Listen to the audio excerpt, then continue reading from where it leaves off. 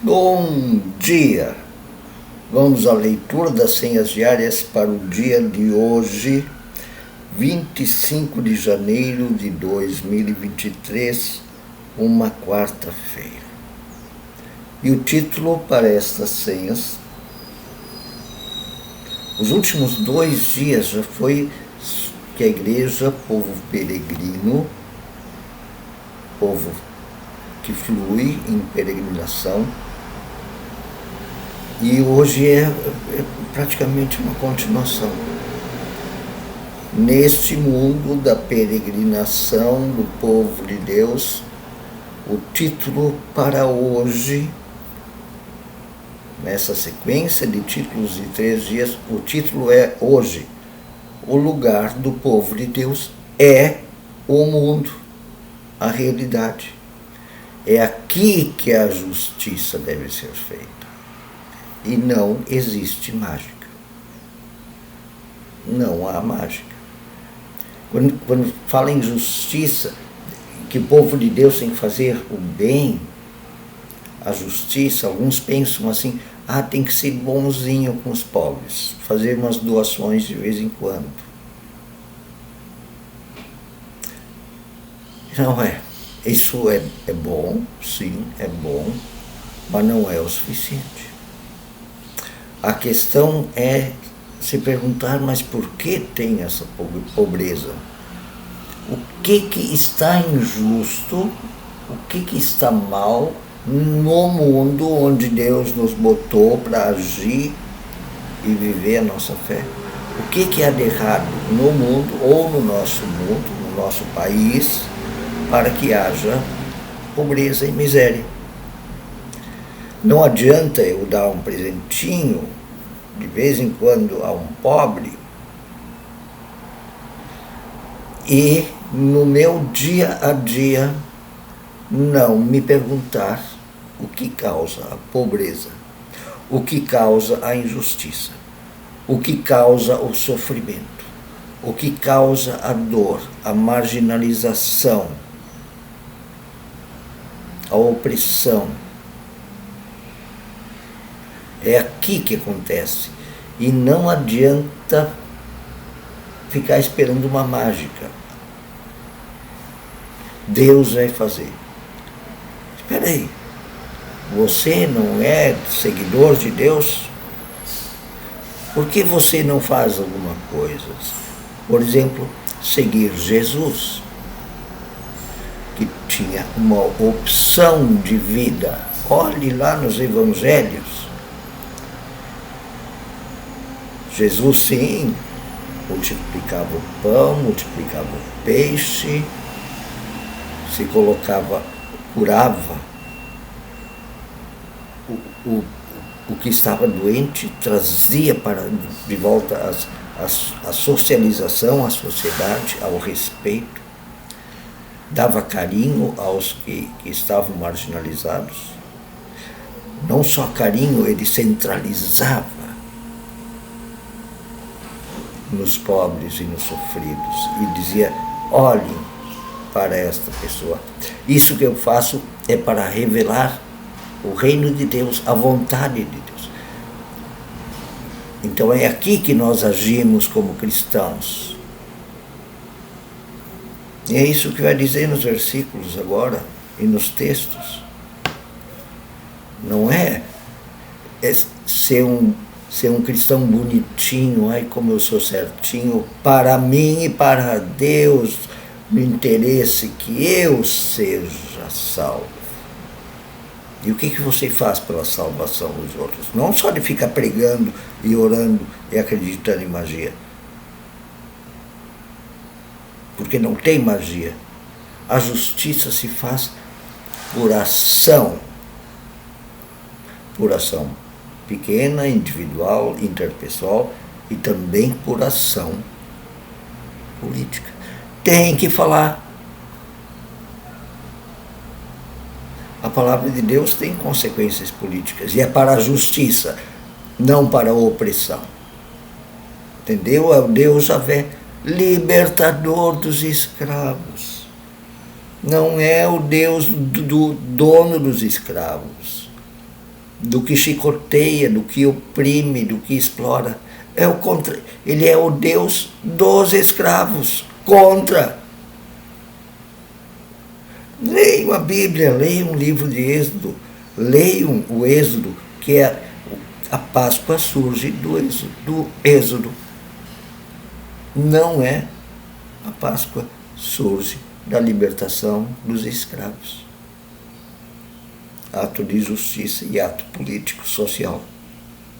Político-social e econômico. O primeiro versículo para hoje é: tão certo como a justiça conduz para a vida, a justiça. Quem segue o mal caminha para a morte. O mal é o contrário da justiça. O mal é o contrário da justiça. Nesse versículo aqui, que é de Provérbios 11, 19. O mal é o contrário do amor, é o contrário da bondade, mas também é o contrário da justiça. Não adianta ficar se escondendo, eu fiz uma coisinha boa. Não, é o teu dia a dia. Se você está do lado da justiça ou não. Que não adianta hoje você dar um pedaço de pão e daí tu sai correndo e te esquece de como a realidade funciona. E o segundo versículo de Mateus 5,6: bem-aventurados os que têm fome e sede de justiça, porque serão saciados. Fome e sede de justiça não é só para si, não. É para todos, para o mundo. É para si e para os outros que também sofrem opressão e exploração. Alguns dizem, Gaspar sempre fala em política, mas a Bíblia fala. A Bíblia que fala. A oração vem de Christian David ou David. Ingressa em nosso tempo, ó sol da justiça. Penetra em tua igreja. A igreja está precisando muito ver esse sol, né? Para que o mundo possa ver o sol da justiça. Tem piedade, Senhor. A igreja está com um grande problema, né? Ela fica do lado do Senhor, do explorador dos escravos, e não do lado dos escravos. É de se perguntar por quê, não é? A primeira leitura vem do livro de Ruth. Eu vou ter que contar um pouquinho da história da Ruth e da Noemi. A Noemi, enfim, era esposa de um tal de Elimeleque. O nome Elimeleque quer dizer meu Deus é rei. Bom, mas houve uma grande crise econômica e de fome em Israel. Elimeleque foi para um outro lugar, longe, para sustentar a família. E ele abandonou, ele tinha uma terra. E lá, a Noemi tinha um filho. A Noemi tinha um filho, ele casou com uma mulher estrangeira, de um outro povo, de um outro Deus, inclusive. Um outro Deus, ele não era judeu. Ela não era judaica, a Ruth, a nora de Noemi. O Elimeleque morreu e a Ruth ficou sem nada, porque a mulher não podia ter propriedades. Então o marido da Ruth morreu, o marido da Noemi, que era a velha, morreu, o marido da Ruth, que era a nora, morreu, a Noemi perdeu o marido e o filho. Então ela não tinha nada. E a nora dela ficou com ela, disse, não vou te abandonar na pobreza, na miséria. Miséria. Porque a mulher não podia ter propriedade. A Noemi, a velha, disse, vamos voltar para a minha terra lá quem sabe eu consiga uma maneira de sobreviver aqui, estou em terra estranha. A Ruth disse, eu vou contigo, eu não te abandono.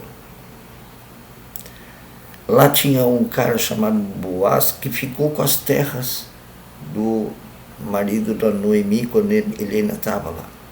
Porque ele foi embora e abandonou, disse para os parentes, ó, tome conta da terra que eu não estou ganhando o suficiente aqui. Vou procurar viver em outro lugar. E o Boaz, que ficou com as terras de Elimeleque, ele não sabia quem elas eram.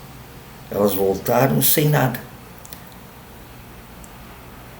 E daí a Noemi, a Ruth, a menina nova, nora da Noemi, começou a andar pelos campos e juntar o que sobrava nas plantações. Restinhos de trigo, de cereais, de frutas. A vida, E colheu lá na terra do Boaz, que era parente do marido da Noemi, a velha. Aí sabem o que a Ruth fez? Ela usou a sensualidade, o sexo,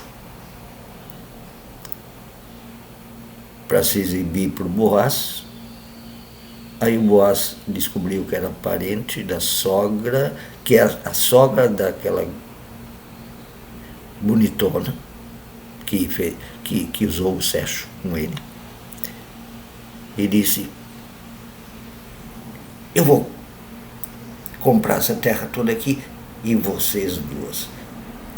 E vou dizer, Noemi, que é de Elimeleque, teu marido, e a Ruth. Aqui, a tua nora vai ser minha mulher. E eu vou te adotar com ela. O livro de Ruth 4, 7 a 13.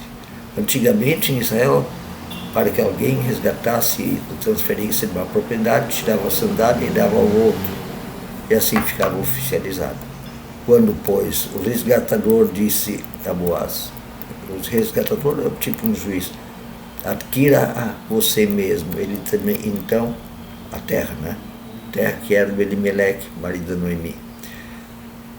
Então ele tirou a sandália e disse, anunciou ao povo e ao juiz de terras, vocês são testemunhas, estou adquirindo de Noemi toda a propriedade de Elimeleque, também estou adquirindo o direito de ter como mulher a Moabita, Ruth, estrangeira, viúva de Malom, filho da Noemi, para manter o nome do falecido sobre sua herança e o seu nome não desaparecerá no meio da sua família ou nos registros da cidade. Vocês hoje são testemunhas, disse.